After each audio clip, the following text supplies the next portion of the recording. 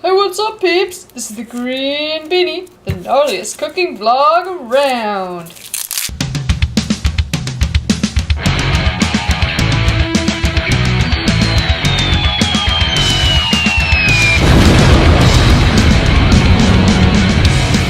This week's dish was supposed to be clam chowder, but then last minute I realized that it was basically clam chowder, except there were no clams, so we shall call it seafood chowder. Equally good, equally great, equally creamy and flavorful and seafoody full, but we didn't have clams. But you can add clams to this if you want to make it clam chowder. So what you will need for this clam chowder is an onion and some carrots, maybe like one or something. Chicken broth or fish broth or some kind of broth, I don't know, whatever you got. Celery, seafood mix, and then the last few ingredients you kind of have a choice as to what you want to use because you can use one of many things. This doesn't look like it, and at first we thought it was a zucchini, but it's actually an acorn squash because it tastes like an acorn squash. But there's several things you can use. We usually use squash. You can also use celery root, or you can just use potato. My highest recommendation for squash, even though I'm not using it, would be this is called a kabocha and this is called a delicata squash, except they're very hard to peel and cube, so that's why I'm not using them right now. And also we've got this amazingly awesome acorn squash. But you can use those, and you will not need this whole thing. You'll need maybe half of this. As you've noticed, there's no cream, and that's because we will not be using any cream, but we will be using a secret ingredient, also known as cashews. But these aren't just any old cashews, because, you see, 4 hours ago, my time paradox, I went back in time and soaked these cashews, and now they have been soaking for 4 hours. So right now you can get in your time machine, I'm sure you all have one, put the cashews in the water, that's all you do, make sure that the water is above the cashews, and then get back in the time machine and come back to the present, and hopefully no time paradoxes were created, because we all know what happens when time paradoxes were created. You can watch that video later. But yeah, this is 1 cup dry, and I don't know how many cups it is soaked, but more than a cup. Why did you forget about me? So your first step is to get a pot thingy-mabobber and turn on the stove to about medium or so. Get out your onion, get out your oil. This is coconut oil. You can use other kinds. It will make it taste like coconut. It just helps to caramelize the onion. Put about, I don't know, enough to cover the bottom of the pan, and then start chopping up your onion like a boss. And don't forget your garlic, like I did, and your garlic will be sad. It should sound like that. And the next 2 ingredients that you're going to put in are celery and your squash or potato simply. This would probably be the equivalent of like 1 really big potato or something, and well, by the time you pour this, it won't be quite as big. So we're going to peel it and cube it. Harder than I thought. You don't want these seeds stuck in it, because you know it's kind of seedy. You don't want to be doing any seed business here. This is good. So put it in and let it brown there with the onions. Then you want to get out 1 really big stalk of celery. Actually, the amount of squash I told you at the beginning, that thing was a lot bigger than I thought, so I'm not going to be using all of it, because then otherwise it will be like too much squash in 1 chowder. It's supposed to be seafoody, not squashy. So I'm just gonna, I cut the other half in half, and then just half the other. That makes no sense at all. But yeah, I'm basically not using all of it. You can kind of, I mean, at least I can kind of judge like how much squash is like a lot squash.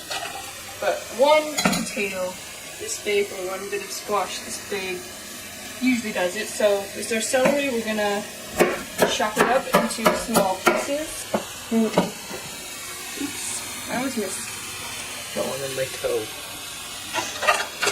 Actually, you know what? I'm gonna use 2 pieces of celery. So 2 stalks of celery now. That's the new recipe.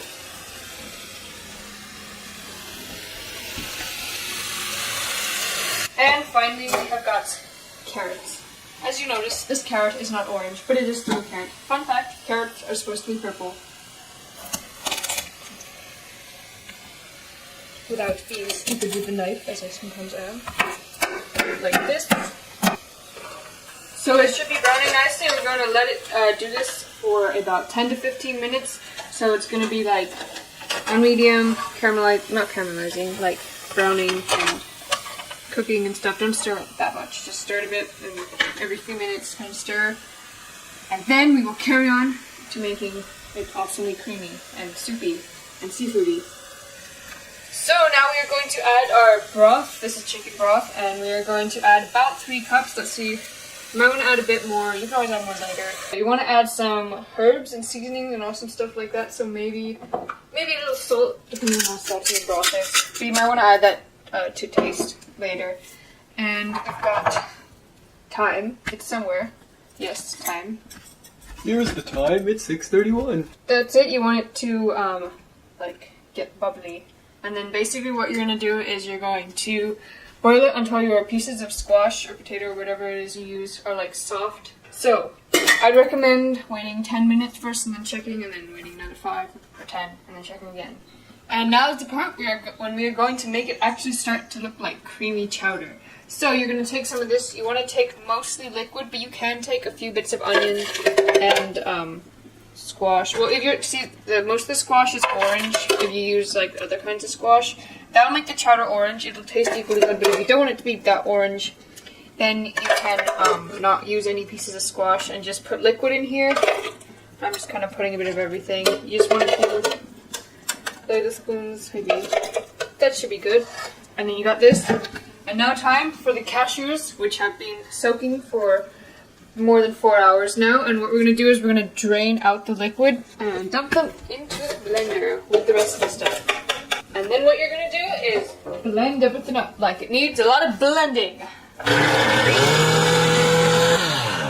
So blend it till it's nice and creamy full. That's pretty good. You don't want it to be grainy at all. You just want it to be like cream. So if it is, go ahead and pour it in. Now that does look like clam chowder.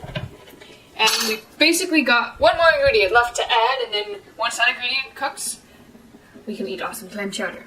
That one ingredient we have left is seafood, which is quite broad and generic, but so you can either use actual clams, you can use shrimps. Okay, well this is my favorite. It's shrimps, scallops, and calamaris. In total, we have 1 pound of seafood without any shells or anything.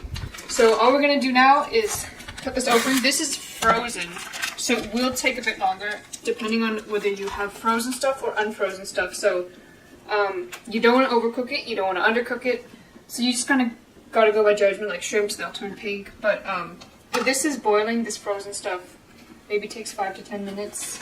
But you know, I don't really time it, I just kind of do it until it seems cooked. And make sure it's all mixed around and evenly distributed. There. It's been between 5 and 10 minutes. You can kind of see there's sort of some bubbles. So it's not like really fiercely boiling, but there's just some bubbles coming, and it's pretty hot now. And you can see if you used shrimp, it's easy to tell because the shrimp are pink. And the best way to test if it's cooked is to try one, and hopefully it's cooked. If it's not cooked, then I don't know. That's probably not good. But this is all cooked.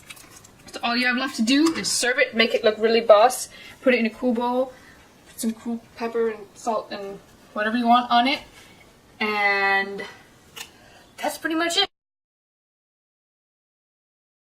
Now that you know how to make amazingly good clam chowder, I guess you should subscribe to the Green Beanie, because there's like a lot of other recipes on there, probably at least 100 by now. And every single recipe is really good. I try to make them easy to make and with ingredients that are good. I don't know. I mean, they're also healthy, but that's byproduct. They happen to be healthy, but the main thing is that they're good food. And subscribe if you want a new recipe about every other week, except maybe not during snowboarding season for some reason. I don't know why.